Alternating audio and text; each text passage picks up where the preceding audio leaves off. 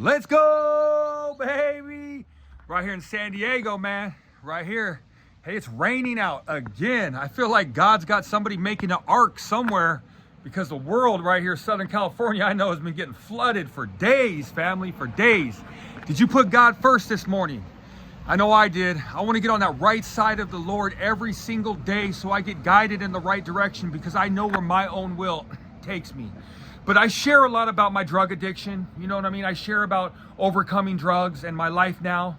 But I played during my baseball career, I played during the steroid era, which, you know, everybody knows that those years of steroids were being abused in the professional baseball.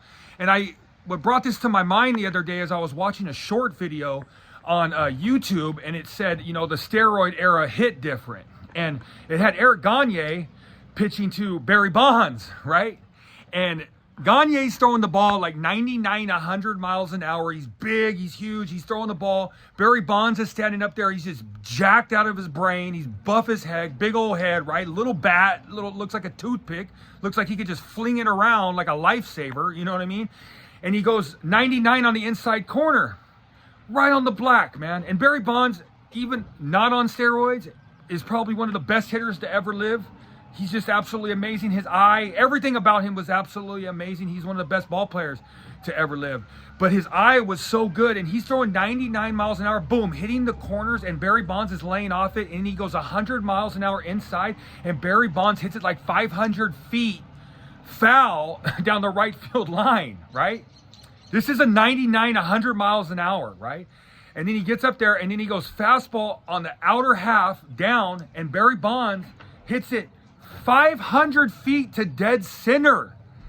To dead center, family. Just an absolute unbelievable experience for me to look back and watch that. But I know that for me, playing through the steroid era, I never had done steroids. I got hooked on Adderall, so I went more towards the amphetamine route, the drugs of abuse, not the drugs of enhancement, not enhancing drugs. But I remember getting drafted at 18 years old with the Cleveland Indians, and I went down to go watch the St. Louis Cardinals play against the Dodgers. And I'm sitting there, and I'm a young man. I have all these dreams and aspirations, and I'm sitting there, and Mark McGwire's up to bat, and Mark McGwire barely swinging the bat, hitting the ball out of the stadium, over the scoreboard in left field at Dodger Stadium. Absolutely unbelievable. So when I look back in hindsight, how I feel the steroid era affected baseball was that I know at 18 years old, my perception now changed because I thought that I had to be like that.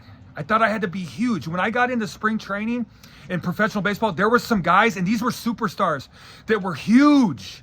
They looked like gladiators. They looked like Greek gods when I was walking around. So my perception put a bigger aura on them, and it hurt my confidence. Like if I would have been around people that were all natural at that time, it might have not I got this perception of how people were and what we had to be like.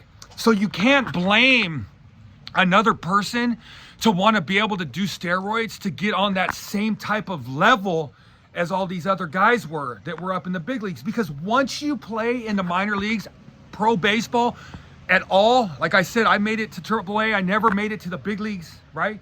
I never made it to the major leagues.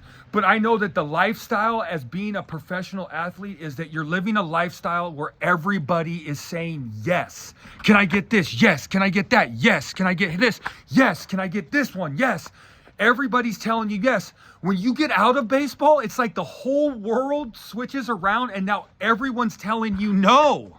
Now you're living in an existence of everyone saying no when you were living in an existence of everybody saying yes.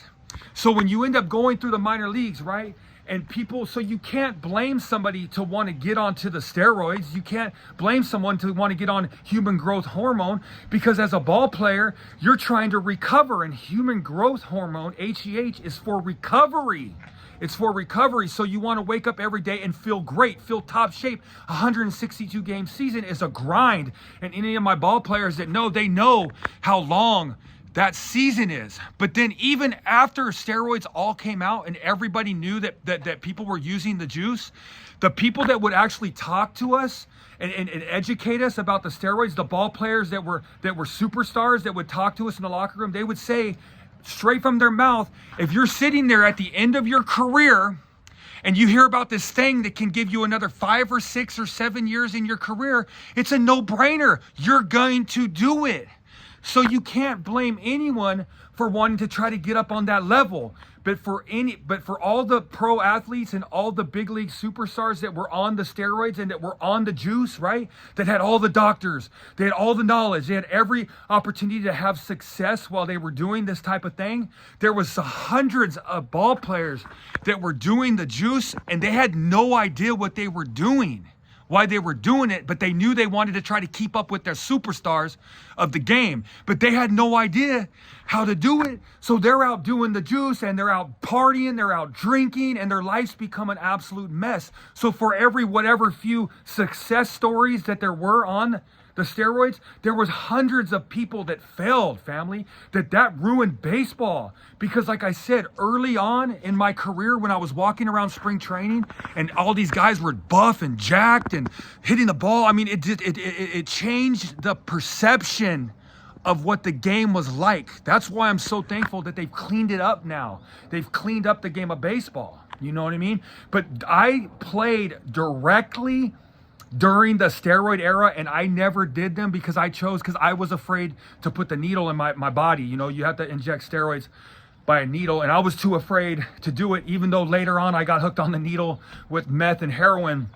I just was too afraid at that time to be able to step into that whole type of world, and I gravitated towards drugs of abuse instead of the steroids. But I just wanted to share some light on that, man. That's something that I had lived through and that I had played through. And, you know, for all the success, or the people that were successful that did steroids, all the superstars that did it, you know, there was hundreds of minor leaguers, hundreds of other ball players that tried to do it and had not the knowledge or the doctors or the money to be able to do it the right way. And their lives probably got ruined for that, family. But I was thinking about maybe writing a book one day. It's been on my heart. I've been praying on it, just to write a book on what it was like to play pro baseball during the steroid era, not on steroids, but then also how I got hooked on drugs, and share in my story about how hard it is to convert back into reality after baseball, because you're living a life of yes, yes, yes, then you're going to a life of no, no, no. And a lot of my fellow ball players say when they stepped out of the game, it was very difficult transition for them to go back into the real world. And just to share my story, man, how I overcome drug addiction, and I'm able to turn my life over to the Lord, and the Lord has redeemed me. But that's just something that's in the works for me. I just want to keep praying on it and see what happens, family. But hey, I love you guys, man. I just wanted to make a little video that had been on my mind since yesterday, to be able to share a video on that. And like I said, I love the Lord. I put God first every single day. And I'm thankful for the life that I live now, because like I said, I used to chase pleasures and now I chase purpose, guys. But let's have a great day, family. And let's go, baby.